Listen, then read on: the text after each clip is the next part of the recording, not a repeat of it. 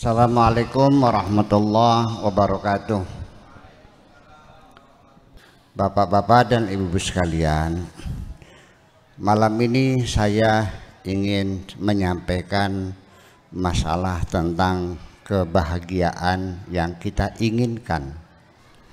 Saya yakin bahwa semua orang pasti kalau ditanya ingin apa, pasti ingin bahagia. Percaya nggak Pak? Semua orang kepengen bahagia, tetapi nyatanya di tengah perjalanan dia nyeleweng. Yang dicari bukan kebahagiaan, tapi yang dicari harta. Dan yang nyeleweng ini 90%. Dari rumah niatnya mencari kebahagiaan, tapi di tengah perjalanan yang dicari harta. Dari rumah niatnya ke sawah, di tengah perjalanan mampir dulu di rumahnya janda. Nah, itu yang jadi persoalan. Kadang-kadang akhirnya nggak jadi ke sawahnya, ya tinggal selama-lamanya di rumahnya janda itu. Jadi artinya banyak orang yang sudah menyeleweng dari tujuan awal ingin bahagia, terjebak, tergiur, tergoda oleh tarikan harta, karena harta itu magnetnya kuat sekali ya. Banyak orang tidak tahan ya menghadapi bujukan-bujukan harta. Nah, hidupnya berpuluh-puluh tahun habis mencari harta. Nah, ini saya ingin jelaskan, mungkin sebabnya demikian karena pikiran kita berubah di tengah jalan.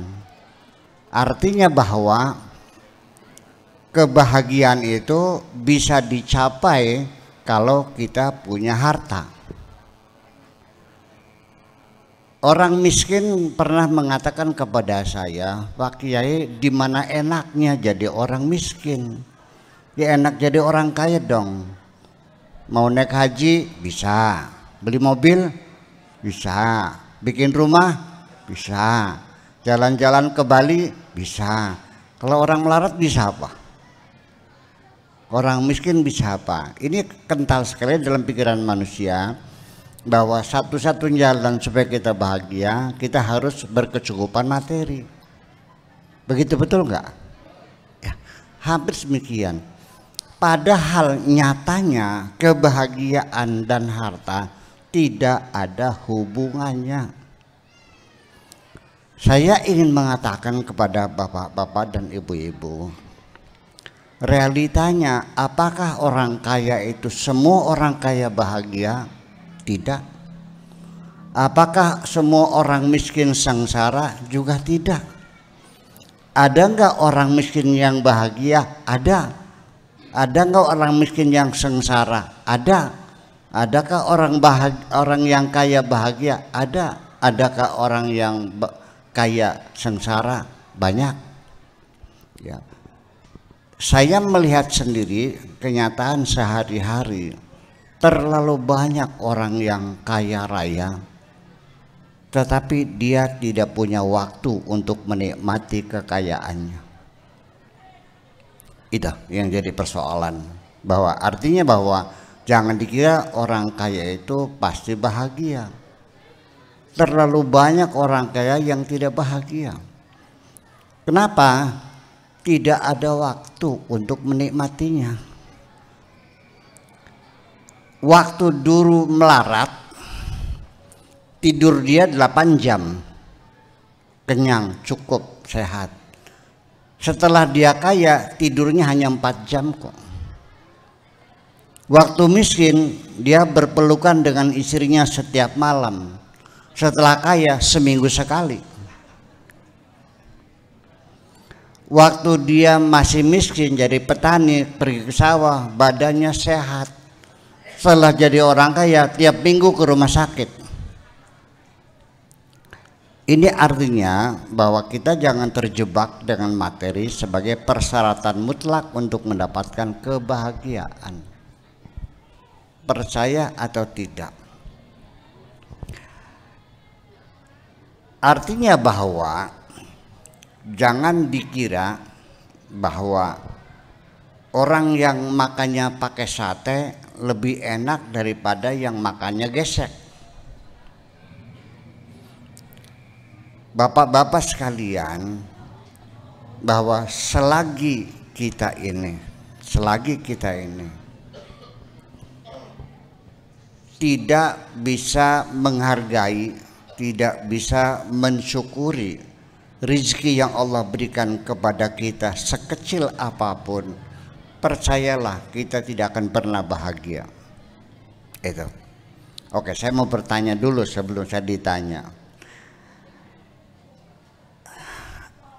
Enak endi mangan sate atau mangan gesek? Tetapi giginya sakit. Makan ikan asin, bakaran ikan asin tapi giginya sehat, enak enggak? Jadi yang enak itu satenya apa giginya yang sehat? Tidur di atas tikar bodol atau tidur di atas spring bed, mana yang enak? Tapi pinggangnya sakit. Di spring bed kelon karo demenan enak boleh. Jadi ini artinya sampai kita berkendaraan naik mobil Mercy atau naik sepeda, enak mana? Ya, naik Mercy tapi kakinya kesleo, enak enggak? Naik sepeda tapi kakinya sehat. Kesimpulan saya bahwa satu, inti kebahagiaan adalah kesehatan. Percaya enggak? Inti kebahagiaan satu, faktor yang paling substantif untuk menggapai kebahagiaan satu, sehat. Bapak-bapak ada yang mau saya kasih uang 10 triliun? Ada yang mau? Tapi harus cuci darah setiap hari. Jadi artinya bos sekalian, apapun yang kau miliki, harta berlimpah ruah, rumahnya 50 miliar, mobilnya 30, istrinya cantik, depositinya 10 triliun. Tapi kalau badan kita tidak sehat, enak enggak? Itu persoalannya. Jadi saya ingin titip kepada sahabat-sahabat kita, ketahuilah bahwa faktor yang paling penting untuk mendapatkan kebahagiaan adalah kesehatan. Oleh karena itu, jangan sekali-kali engkau korbankan kesehatan hanya untuk mendapatkan materi. Goblok silaku. Nah, seberapapun warungnya laris, yang beli ngantri dan engkau sudah lelah sekali, sudah jam 11 malam, sudah jangan diterusin, udah istirahat. Jangan dipaksa nanggung sampai akhirnya tekan jam 3 nggak tidur, akhirnya jatuh sakit. Kalau sudah sakit, harta apapun tidak ada artinya kok. Ini satu.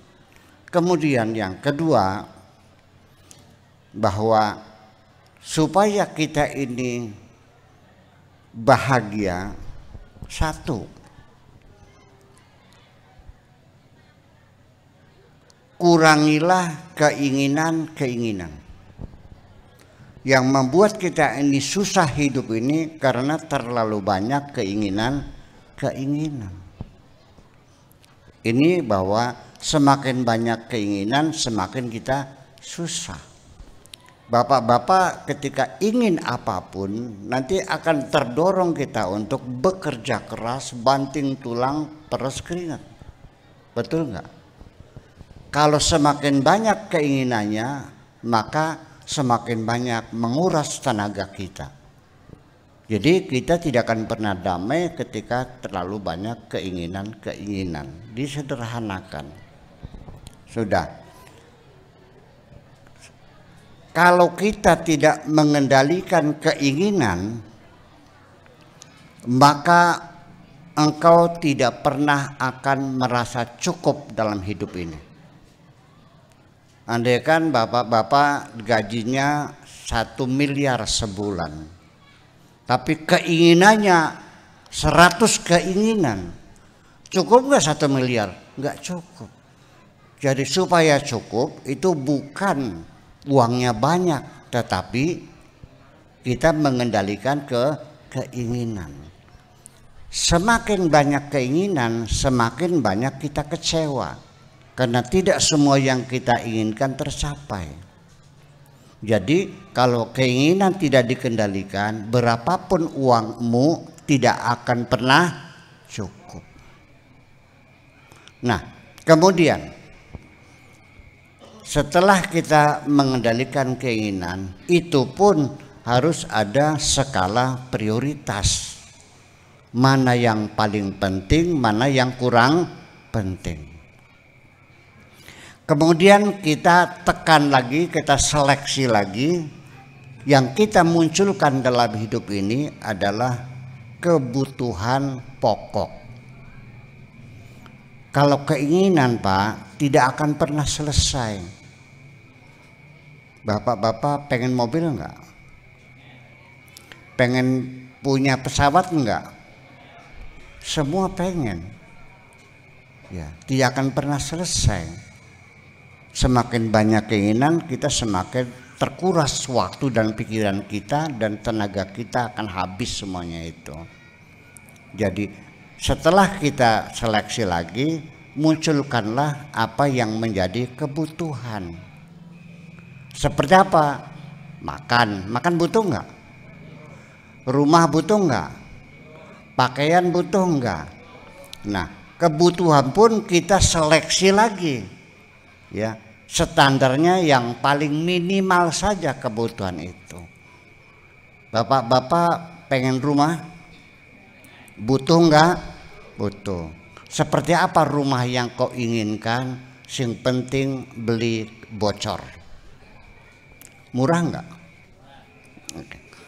Bapak-bapak butuh makan kan?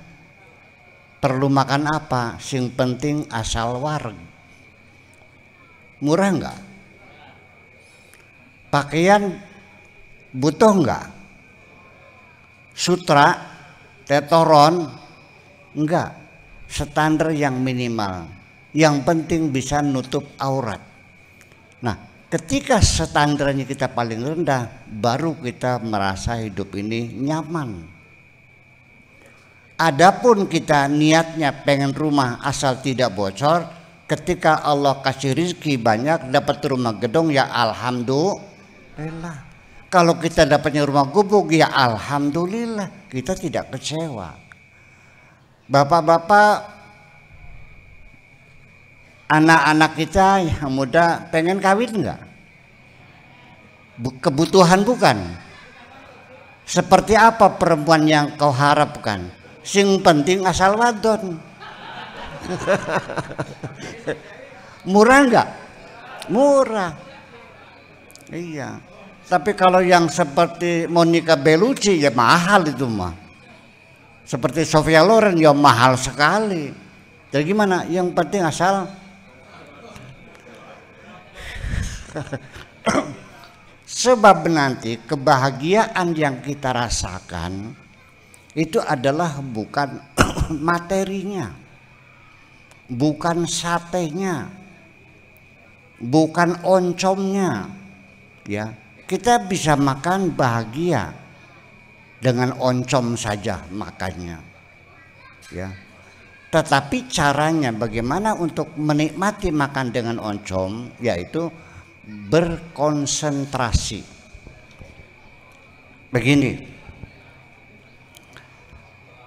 makan oncom pengen enak, gimana caranya? Coba kita konsentrasi, tarkiz an-nafsi, ya, terkonsentrasi pikiran kita. Yuk makan oncom dengan saya. Pertama, biarkan matamu melihat oncom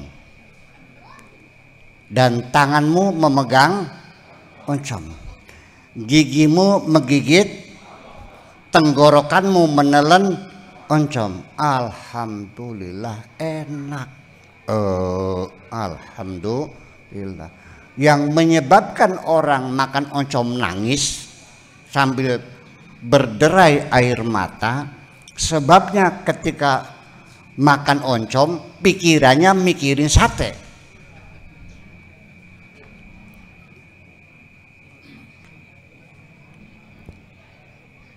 Ketika engkau punya istri, yang penting perempuan, nikmatilah istrimu itu, tataplah dia, sayangilah dia, peluklah dia. Alhamdulillah. Yang menyebabkan kamu tidak damai hatinya, engkau memeluk istrimu tapi pikiranmu mikirin istri tetangga. Ini yang jadi persoalan. Jadi rumus-rumus kebahagiaan itu sangat simpel sekali, tidak terlalu sulit kok.